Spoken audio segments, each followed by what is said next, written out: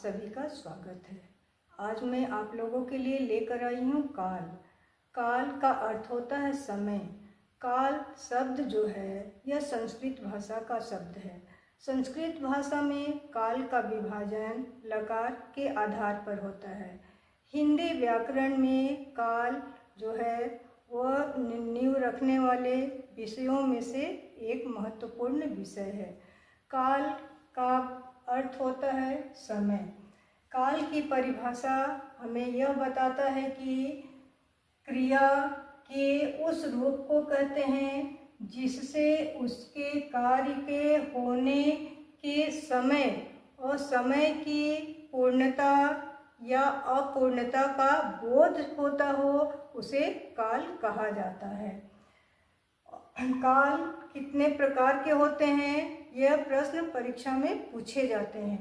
काल 3 प्रकार के होते हैं: वर्तमान काल, भूतकाल और भविष्यत काल।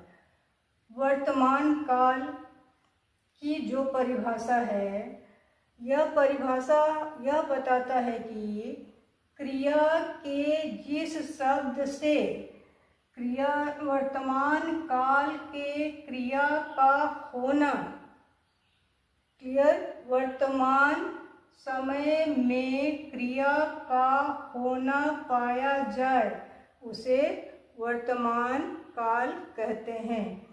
यहाँ ध्यान देना यह है कि वर्तमान काल में काम का कोई भी काम हो, उस काम का प्रारंभ तो हो जाता है, लेकिन क्रिया की समाप्ति नहीं होती है। क्रिया का आरंभ होता है, समाप्ति नहीं होती है। ये ध्यान रखना है। यहाँ परीक्षा में यह भी पूछा जाता है कि वर्तमान काल को कितने भागों में बांटा गया है। वर्तमान काल को भी 4 भागों में बांटा गया है। वीडियो अच्छा लगे तो आप लोग इसे लाइक, शेयर और सब्सक्राइब अवश्य ही करें और अपने दोस्तों में भी इसे शेयर करें। पहला है सामान्य वर्तमान काल। सामान्य वर्तमान काल की परिभाषा हमें यह बताता है कि क्रिया के जिस शब्द का वर्तमान काल में पाया जाता है, वह उसे हम लोग क्या कहते हैं, सामान्य वर्तमान काल कहते हैं। जैसे वह आता है, वह देखता है, वह खाता है, वह पढ़ता है। ठीक है, यानी वर्तमान में वे सारी क्रियाएं हो रही है। जैसे वह आता है, क्रिया आने का हो रहा है, या देखता है, देखने की हो रहा है, खाता है, खाने की क्रिया हो रही है। तो जो क्रिया होते रहती है उसे हम लोग सामान्य वर्तमान काल कहते हैं। दूसरा है संदिग्ध वर्तमान काल। तो संदिग्ध वर्तमान काल के अंतर्गत जो भी क्रियाएं होती है, उस क्रिया को होने में क्या होता है, संदेह होता है, संशय रहता है कि वह काम पूरा होगा या नहीं। जैसे राम पढ़ता होगा, यहाँ क्या है, होगा। फिर मोहन खाता होगा, सीता पढ़ती होगी, वह नाचती होगी।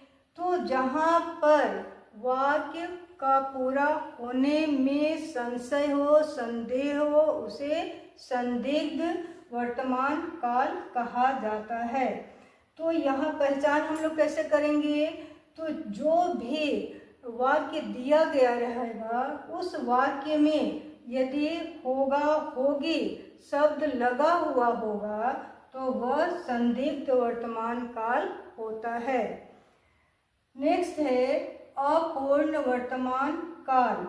तो जिस क्रिया की अपूर्णता का बोध होता है, उसे हम लोग अपूर्ण वर्तमान काल कहते हैं। जैसे वह पढ़ रहा है, वह लिख रहा है, तो यानी वह कर रहा है, वह नाच रहा है, वह सोने जा रहा है, यानी जो भी क्रियाएं हो रही है वह अपूर्ण है, पूरा नहीं हुआ है। तो जहाँ पर क्रियाएं अपूर्ण रहती है उसे हम लोग अपूर्ण वर्तमान काल कहते हैं। नेक्स्ट है अपूर्ण। अपूर्ण वर्तमान काल। ठीक है, नंबर 4। अपूर्ण वर्तमान काल में जो क्रियाएं होती हैं वह क्या होता है? पूर्ण। नंबर 4 है पूर्ण। तो वर्तमान काल में जो क्रियाएं होती हैं वह क्या होता है? पूर्ण होता है। जहाँ पर वाक्य पूरा हो जाता है उसे हम लोग पूर्ण वर्तमान काल कहते हैं। जैसे राम पढ़ लिया, यानी वह काम क्या हो गया? पूर्ण हो गया है। तो जहाँ पर पूर्णता का बोध हो जाए उसे हम लोग पूर्ण वर्तमान काल कहते हैं। इसके अगले पार्ट को हम लोग अगले वीडियो के साथ हम लोग मिलेंगे।